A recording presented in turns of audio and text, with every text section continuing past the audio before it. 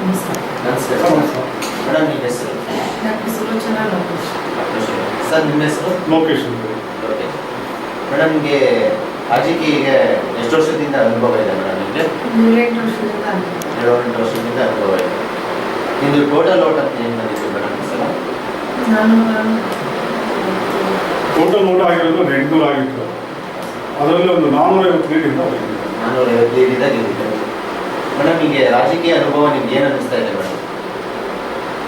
ಚೆನ್ನಾಗಿದೆ. ಸೇವೆ ಮಾಡೋದಕ್ಕೆ ಇದೊಂದು ಕ್ಷೇತ್ರ ವಿಸ್ತಾರವಾಗಿದೆ. ಮಾಡಬಹುದು, ನಿಮಗೆ ಜನರಿಗೋಸ್ಕರ ಮಾಡಬೇಕು ಅಂತ ಜನರಿಗೋಸ್ಕರ ಸೇವೆ ಮುಂದುವರಿಸೋಣ. ಇನ್ನು ಚೆನ್ನಾಗಿ ಮಾಡ್ಬೋದು ಇದೊಂದು ಫೀಲ್ಡ್ ಕ್ಷೇತ್ರ ಅಂತ. ಸರ್, ನೀವು ಮೇಡಮ್ ಅವ್ರು ಗೆದ್ದೀಗ ಇದಾಗಿದೆ, ನಿಮ್ಗೆ ಏನು ಅನ್ನಿಸ್ತಿದೆ ಸರ್ ಅವ್ರಿಗೆ ರಾಜಕೀಯ? ಅವ್ರಿಗೆ ಆ ಗುಣಗಳಿದೆ, ರಾಜಕೀಯದಲ್ಲಿ ಸೋಷಿಯಲ್ ವರ್ಕ್ ಮಾಡುವಂಥ ಒಂದು ಗುಣಗಳಿದೆ. ಮತ್ತು ಅವರು ಹೆಚ್ಚು ಎಜುಕೇಷನ್ ಆಗಿದೆ, PhD ಮಾಡ್ಕೊಂಡಿದ್ದಾರೆ. ಬೇರೆ ಕಡೆ ಕೆಲಸ ಮಾಡೋದಕ್ಕಿಂತ ಸ್ವಂತ ಕೆಲಸ ಮಾಡಿಕೊಂಡು ಸೋಷಿಯಲ್ ವರ್ಕ್ ಮಾಡೋದು ಅಂತ ಇತ್ತು. ನಾವು ಮೊದಲಿಂದ ಭಾರತೀಯ ಜನತಾ ಪಾರ್ಟಿ ಮತ್ತು ರಾಷ್ಟ್ರೀಯ ಸ್ವಯಂಸೇವಕರಲ್ಲಿ ನಾವು ಸಕ್ರಿಯ ಕೆಲಸ ಮಾಡ್ತಾಯಿದ್ವಿ. ಹೀಗಾಗಿ ಒಂದು ಅವಕಾಶ ಸಿಕ್ತು, ಅದರಲ್ಲಿ ನಾವು ಅವ್ರನ್ನ ಚುನಾವಣೆ ಗೆದ್ದಿದ್ದಾರೆ. ಒಂದು ಅವಕಾಶ ಸಿಕ್ತು, ಚೇರ್ಮನ್ ಆಗಿದೆ. ಮೇಡಮ್, ನೀವು ಯಾವ ಪಕ್ಷದ ನೀವು ಗುರುತಿಸ್ಕೊಂಡಿದ್ದೀರಾ ಮೇಡಮ್? ಭಾರತೀಯ ಜನತಾ ಪಕ್ಷದ. ಭಾರತೀಯ ಜನತಾ ಪಾರ್ಟಿ. ಮೇಡಮ್, ನಿಮಗೆ ಈಗ ನೀವು ಓದಿನ ಮೂಲಕ ಬಂದಿದ್ದೀರಾ ಮೇಡಮ್, ಹೆಮ್ಮೆ ಮಾಡಿದರೆ PhD. ನಿಮಗೆ ರಾಜಕೀಯ ಹೇಗೆ ನಿಮಗೆ ಒಲವು ಮೂಡ್ತು ಮೇಡಮ್?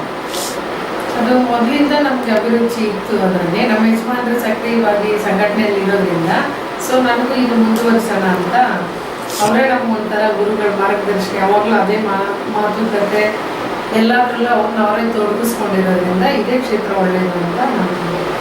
ಮೇಡಮ್, ಈಗ ನಿಮ್ಗೆ 5 ವರ್ಷ ಕಾಲಾವಧಿ ಇತ್ತು ಮೇಡಮ್, 2 ವರ್ಷ ಕಾಲಾವಧಿ ಮುಗಿದಿದೆ. ಈ 2 ವರ್ಷ ಕಾಲಾವಧಿಯಲ್ಲಿ ನೀವು ನಿಮ್ಮ ಜನತೆಗೋಸ್ಕರ ಅಂದರೆ ನೀವು ಕಾರ್ಯಾಭಿವೃದ್ಧಿ ಏನೇನು ಮಾಡಿದ್ದೀರಾ ಮೇಡಮ್?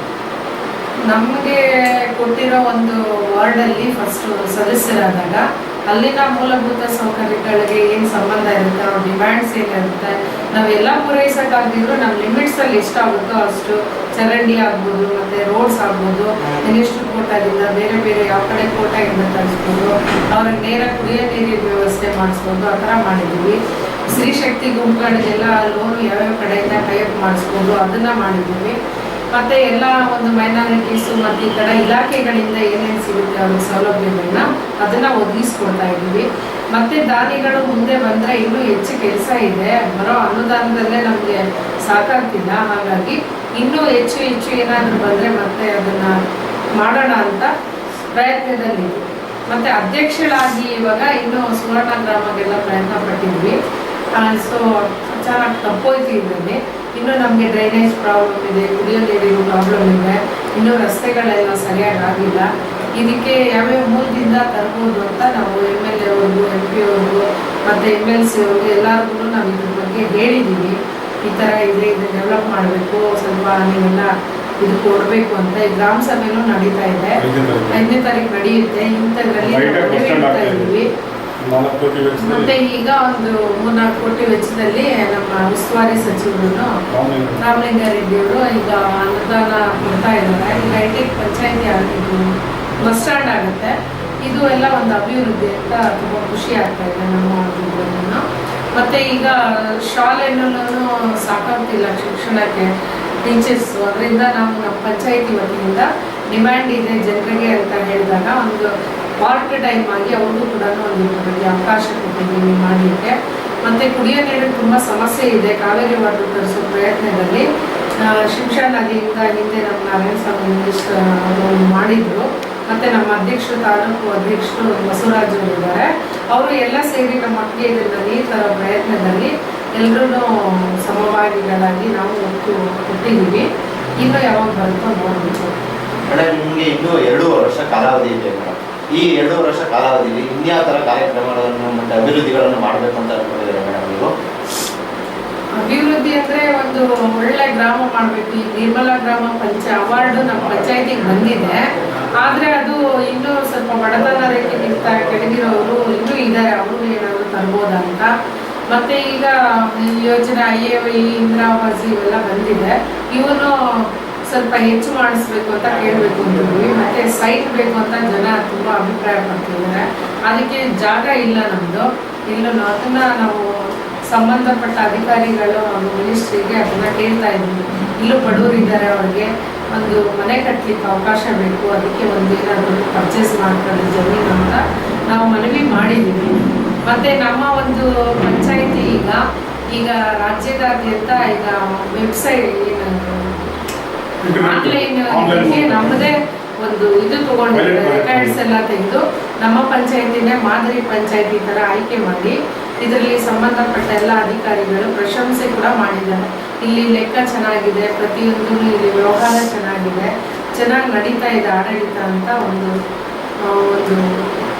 ಒಂದು ಪ್ರಶಂಸೆಗೂ ಕಾರಣ ಆಗಿದೆ. ಅದು ನಡೀತಿದೆ, ಮುಕ್ತಾಯದ ಹಂತದಲ್ಲಿದೆ.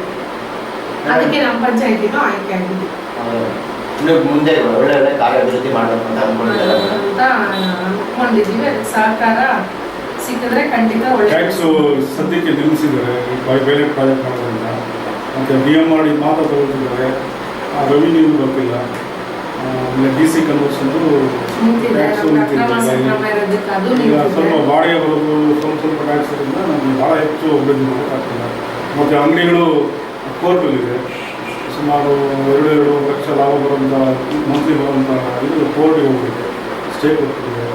ಇವಾಗ ಒಂದು ಸ್ವಲ್ಪ ಆರ್ಥಿಕವಾಗಿ ನಾವು ತಕ್ಷಣ ಏನು ಮಾಡಲಿಕ್ಕಾಗೋದಿಲ್ಲ. ಬೇರೆ ಮೂಲದಿಂದ ಏನಾದರೂ ನೀರ ಅವಶ್ಯಕತೆ ಯಾವುದಿದೆ ಅದನ್ನ ಪೈಪ್ಲೈನ್ಸ್ ಮಾಡೋದು, ನೀರಿಗೆ ಇದನ್ನ ಮಹತ್ವ ಕೊಡ್ತಾ ಇದ್ದೀವಿ.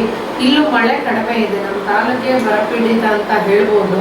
ಎಲ್ಲ ಕಡೆ ಕರ್ನಾಟಕದಲ್ಲಿ ಅದನ್ನು ತೆಗೆದುಹಾಕಿದ್ರು ನಮ್ಮ ತಾಲೂಕಲ್ಲಿ ಹೆಚ್ಚಿಗಿದೆ. ಅದರಲ್ಲಿ ನಮ್ಮ ಪಂಚಾಯತ್ ಕೂಡ ತುಂಬ ನೀರಿನ ಸಮಸ್ಯೆ ಇದೆ. ಅದಕ್ಕೆ ಆಲ್ಟರ್ನೇಟ್ ಆಗಿ ಈಗ ಒಬ್ಬರನ್ನ ಕಾಂಟ್ರಾಕ್ಟ್ ಕೊಟ್ಟು ಕನ್ವಿನ್ಸ್ ಮಾಡಿ ಅವರು ಒಬ್ಬರು ಕಾರ್ಯಕರ್ತರು ಚೆನ್ನಾಗಿ ಈಗ ಒಂದು ಜನಕ್ಕೆ ತುಂಬ ರೀಸನಬಲ್ ಬೆಲೆನಲ್ಲಿ ನೀರನ್ನ ಒದಗಿಸ್ತಾ ಇದ್ದೀವಿ. ಎಲ್ಲೆಲ್ಲಿ ಆ ಕಡೆ ಕಳಿಸ್ತಾ ಇದ್ದೀವಿ. ಮತ್ತು ನಮಗೆ ತುಂಬ ಬೋರು ಸುಮಾರು ಒಂದು ವರ್ಷದಲ್ಲೇ ಈ ವರ್ಷದಲ್ಲಿ ಒಂದು 15 ಬೋರ್ ಎಲ್ಲ ಡ್ರೈ ಆಗಿಬಿಟ್ಟಿದೆ. ಆದರೂ ಈಗ ನಮ್ಮ ZP ಅವರು ಈಗ ಜಿಲ್ಲಾ ಪಂಚಾಯತ್ ಸದಸ್ಯರು ಅವ್ರ ಕೋಟದಲ್ಲಿ ಒಂದು 10 ಬೋರ್ ಹಾಕ್ಸಿದ್ದಾರೆ. ಅದರಲ್ಲಿ ಒಂದು 9 ಬೋರ್ ಸಕ್ಸಸ್ ಆಗಿದೆ. ಈಗ ಅದಕ್ಕೆ ಪೈಪ್ಲೈನ್ ಮಾಡಿಸಿ ಹೊಸದಾಗಿ ಈಗ ನೀರು ಬಿಡೋದಕ್ಕೆ ಟ್ಯಾಂಕಿ ಬೆಳೆಸಿ ವ್ಯವಸ್ಥೆ ಮಾಡ್ತೀವಿ. ಸರ್, ನಿಮ್ಮದು ಏನಾದರೂ ಕಾರ್ಯಾಭಿವೃದ್ಧಿ ಮಾಡಬೇಕು ಅಂತ ನಿಮ್ಮದೇ ಅದರ ಒಂದು ಯೋಚನೆಯಲ್ಲಿ ಇದೆಯಲ್ಲ ಸರ್? ಪಂಚಾಯತಿಯಲ್ಲಿ ಒಂದು ಸ್ವಲ್ಪ ಏನಾದರೂ ದಾನಿಗಳ ಮುಖಾಂತರ ಒಂದು ಸ್ವಲ್ಪ ವಸ್ತು ಬೇರೆ ಬೇರೆ ಒಂದು ರೀತಿಯ ದಾನಗಳು ಕೊಡೋದು, ಅವ್ರ ಬಗ್ಗೆ ಒಂದು ಸ್ವಲ್ಪ ಹೋಗಿ ಅದನ್ನು ಒಂದು ಸ್ವಲ್ಪ ಶೇಖರಣೆ ಮಾಡಿ ಪಂಚಾಯತ್ ಮೇಡಮ್, ನಿಮಗೆ ಈಗ ರಾಜಕೀಯ ಬರೋಕ್ಕೆ ಅಂತ ನಿಮ್ಗಳೇ ಯಾವುದೇ ನಿಮಗೆ ಗುರುಗಳು ಅಂತ ಯಾರು ಇದ್ದಾರಾ ಮೇಡಮ್? ಮೊದಲನೇದಾಗಿ ನಮ್ಮ ಯಜಮಾನ್ರೆ, ಆಮೇಲೆ ಲೋಕೇಶ್ ಅವರು ನಿಮಗೆ ಗುರುಗಳು ಅಂತಲೇ ಇದ್ದಾರೆ. ಅವರು ಸುಮಾರು ಸಕ್ರಿಯವಾಗಿ 30-35 ವರ್ಷದಿಂದ ಅವರು ಅನುಭವ ಇರೋದ್ರಿಂದ ಸಂಘಟನೆಯಲ್ಲಿ ಎಲ್ಲ ಹುದ್ದೆಗಳನ್ನು ಅಲಂಕಾರ ಮಾಡಿ ಎಲ್ಲ ಕ್ಷೇತ್ರದಲ್ಲೂ ಕೆಲಸ ಮಾಡಿ ಬಂದಿದ್ದಾರೆ. ಅವರು ಪ್ರೊಫೆಷ್ನಲ್ ಇಂಜಿನಿಯರ್ ಆದರೂ ಅವ್ರ ಪ್ರವೃತ್ತಿ ರಾಜಕೀಯ. ಆ ಹಿನ್ನೆಲೆಯಲ್ಲಿ ನನಗೂ ಇದ್ರ ಕಡೆ ಪೂರ್ಣ ವಿಶ್ವಾಸ ಇದೆ. ಸಕ್ಸಸ್ ಆಗಿ ಮುಂದೆ ಅವಕಾಶ ಸಿಕ್ಕಿದ್ರೆ ಮುಂದುವರಿಬೇಕು ಅಂತಲೂ ಆಸೆ ಇದೆ. ಮತ್ತೆ ನೀವು ಯಾವ ಸಂಘಟನೆಗಳಲ್ಲಿ ಯಾವ್ಯಾವ್ದ್ರಲ್ಲಿ ಗುರುತಿಸ್ಕೊಂಡಿದ್ದಾರೆ? ಈಗ ಹೇಳಿದ್ರು ಸರ್, ಒಂದು RSS ಮೂಲಕ ಅವರು ಹಿಂದೆ ಎದ್ದ ಬಂದಿದ್ದಾರೆ. ಹಾಗೆ ನಿಮ್ಮದೇ ಅದರ ಈಗ ವುಮೆನ್ ವೆಲ್ಫೇರ್ ಅಂತ ಹೇಳಿದ್ರು. ಯಾಕಂದರೆ ಒಬ್ಬ ಮನೇಲಿರೋ ಕೆಲಸಗಾರಿಗೂ ನೀವು ಕೆಲಸ ಕೊಡುವಂಥ ಯೋಜನೆಯನ್ನು ಇಟ್ಕೊಂಡಿದ್ದಾರೆ. ಅದ್ರ ಬಗ್ಗೆ ಅಂತ ಮಾತಾಡ್ತೀರ? ಈಗ ಸಂಘ ಸಂಸ್ಥೆ ಅಂತ ನಾವು ಕೂಡ ಒಂದು BJPನಲ್ಲಿ ನಂದು ಪ್ರಧಾನ ಕಾರ್ಯದರ್ಶಿ, ಜಿಲ್ಲಾ ಪ್ರಧಾನ ಕಾರ್ಯದರ್ಶಿಯಾಗಿ ಮಹಿಳಾ ಮೋರ್ಚಾದಲ್ಲಿ ಕೆಲಸ ಮಾಡ್ತಾ ಇದ್ದೀನಿ. ಸೊ ಈ ನಿಟ್ಟಿನಲ್ಲಿ ನೋಡಿದಾಗ ಎಲ್ಲ ಸಂಘ ಸಂಸ್ಥೆಗಳು ಟಚ್ಚಲ್ಲಿದೆ. ನಮ್ಮದೇ ಯಾಕೆ ಒಂದು ಮಾಡಬಾರ್ದು ಅಂತ ಈಗ ನಾವು ಅದಕ್ಕೆ ಒಂದು ಟ್ರಸ್ಟ್, ಜಾಹ್ನವಿ ಟ್ರಸ್ಟ್ ಮಾಡಿದ್ವಿ. ಈ ಮುಖಾಂತರ ಇನ್ನೂ ಹೆಚ್ಚು ಕೆಲಸ ತಗೋಬೇಕು. ಜೊತೆಗೆ ಯಶಸ್ ಅಸೋಸಿಯೇಟ್ಸ್ ಅಂತ ಒಂದು ಫರ್ಮ್ ಮಾಡಿರೋದ್ರಿಂದ ಈ ಫರ್ಮಿಂದ ಸುಮಾರು ಕಡೆ ಒಂದು ಅಪ್ಲಿಕೇಶನ್ ಕೇಳ್ಕೊಂಡಿದ್ದೀವಿ, ನಮ್ಮ ಕೆಲಸ ಕೊಡಿ ಅಂತ. ಅದರಲ್ಲೊಂದು ಸಕ್ಸಸ್ ಆಗಿ ಪಾಯಿಂಟೆಕ್ ಅನ್ನೋ ಕಂಪ್ನಿ ನಮಗೆ ವರ್ಕ್ ಕೊಟ್ಟಿದೆ. ನಮ್ಮ ಒಂದು ಕರೆಗೆ ಕೊಟ್ಟು ಒಂದು ಕೆಲಸ ಕೊಟ್ಟಿದೆ. ಮತ್ತು ಅದರಲ್ಲಿ ಒಂದು ಪ್ರಾಜೆಕ್ಟ್ ಅಂದರೆ ಚೀನಾದಿಂದ ತರಿಸ್ತಾ ಇದ್ರು ನಮಗೆ ಐಟಮ್ ಮೆಕ್ಯಾನಿಸಮ್ ಅಂತ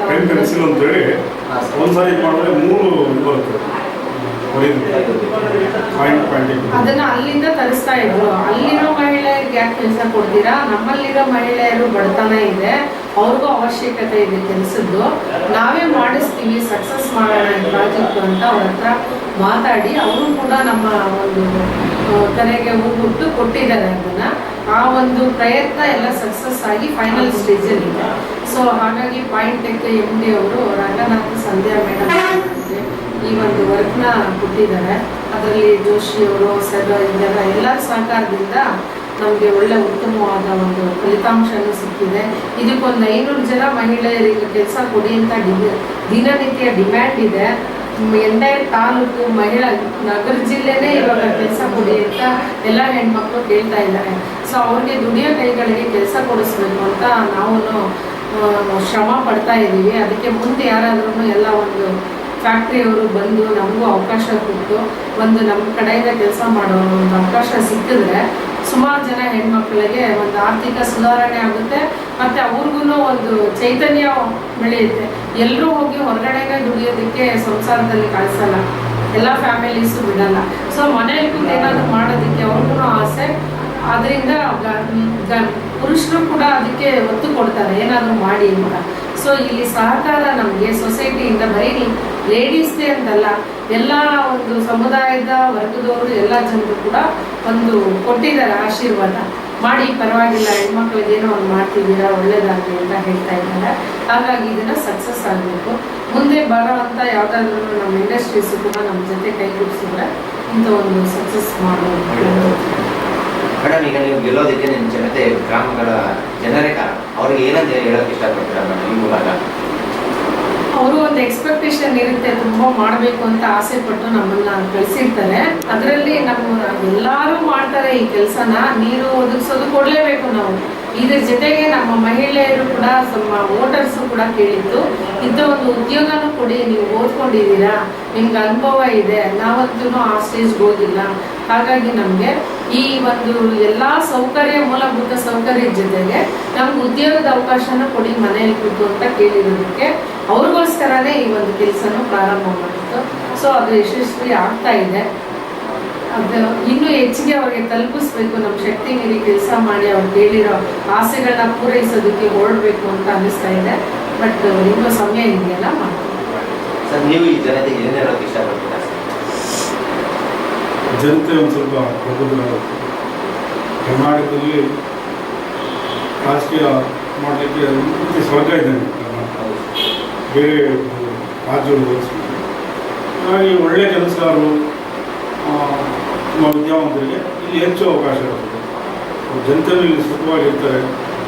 ಒಂದಿಷ್ಟು ಕಾಲ ಒಂದು ಸ್ವಲ್ಪ ಸಮಸ್ಯೆ ಇತ್ತು, ಮುಂದೆ ಒಳ್ಳೆ ಆಡಳಿತಗಳು ಬರುತ್ತೆ ಅಂತ ನನಗೆ ಅನಿಸ್ತದೆ.